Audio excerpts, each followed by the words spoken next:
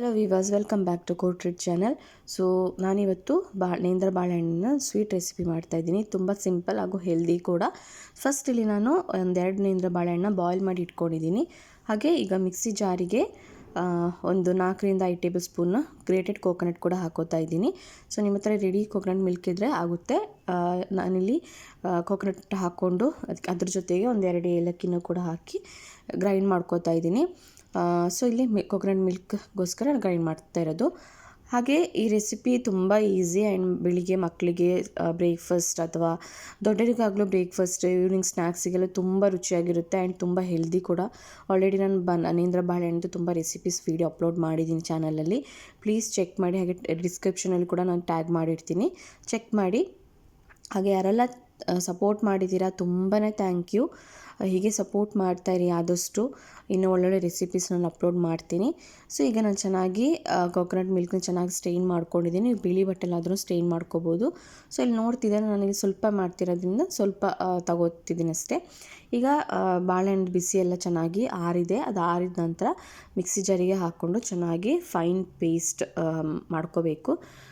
So ನೀವಿಲ್ಲಿ grind ಮಾಡುವಾಗ ಸ್ವಲ್ಪ ಹಾಲು ಬೇಕಾದ್ರೆ ಹಾಕೋಬೋದು, ಇಲ್ಲಾಂದರೆ ಹಾಗೆ ಗ್ರೈಂಡ್ ಮಾಡಿ, ತೊಂದರೆ ಇಲ್ಲ.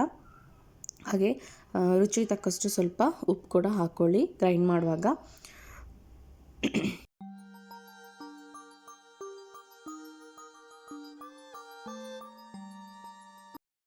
ಸೊ ಇಲ್ಲಿ ನೋಡ್ತಿದ್ದೀರಾ ಚೆನ್ನಾಗಿ ನೈಸ್ ಪೇಸ್ಟ್ ಆಗಿದೆ. ಈ ರೀತಿಯಾಗಿ ಗ್ರೈಂಡ್ ಆಗಬೇಕು ಆ್ಯಂಡ್ ನೀರೇನು ಮಿಕ್ಸ್ ಮಾಡ್ಕೋಬೇಡಿ. ಸೊ ಇದನ್ನ ನಾನೀಗ ಒಂದು ಬೌಲಿಗೆ ಎಲ್ಲನೂ ಶಿಫ್ಟ್ ಮಾಡ್ಕೋತಾ ಇದ್ದೀನಿ ಆ್ಯಂಡ್ ಇದು ಚೆನ್ನಾಗಿ ಮಿಕ್ಸ್ ಕೂಡ ಮಾಡ್ಕೋಬೇಕಿಲ್ಲಿ.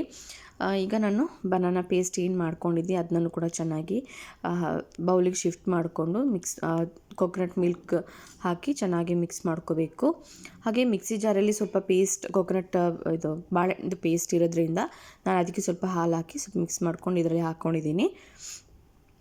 ಸೊ ಚೆನ್ನಾಗಿ ಮಿಕ್ಸ್ ಮಾಡ್ಕೊಳ್ಳಿ. ಹಾಗೆ ನೀವು ಇದಕ್ಕೆ ನಾನಿಲ್ಲಿ ಅಕ್ಕಿ ಪುಡಿ ಯೂಸ್ ಮಾಡ್ತಾಯಿದ್ದೀನಿ. ನೀವು ಬೇಕಾದರೆ ಅಕ್ಕಿ ಪುಡಿ ಅಥವಾ ಅಕ್ಕಿ ತರಿ, ಕಡುಬು ಎಲ್ಲ ತರಿ ಯೂಸ್ ಮಾಡ್ತಾರಲ್ಲ ಆ ಥರದ್ದು ಯೂಸ್ ಮಾಡ್ಬೋದು. ಸೊ ಇಲ್ಲಿ ನಾನು ಬೆಲ್ಲ ಪಾಕ ಕೂಡ ರೆಡಿ ಮಾಡಿ ಇಟ್ಕೊಂಡಿದ್ದೆ, ಅದನ್ನು ಸ್ಟೇನ್ ಮಾಡಿ ಹಾಕೋತಾ ಇದ್ದೀನಿ. ಆ್ಯಂಡ್ ಅಕ್ಕಿ ತರಿ ಯೂಸ್ ಮಾಡೋದ್ರಿಂದಲೂ ಚೆನ್ನಾಗಿರುತ್ತೆ ಟೇಸ್ಟ್. ಆ್ಯಂಡ್ ಈ ರೆಸಿಪಿ ತುಂಬಾ ರುಚಿಯಾಗಿರುತ್ತೆ. ಟ್ರೈ ಮಾಡಿ, ಮಕ್ಕಳಂತೂ ಖಂಡಿತ ಇಷ್ಟಪಟ್ಟು ತಿಂತಾರೆ.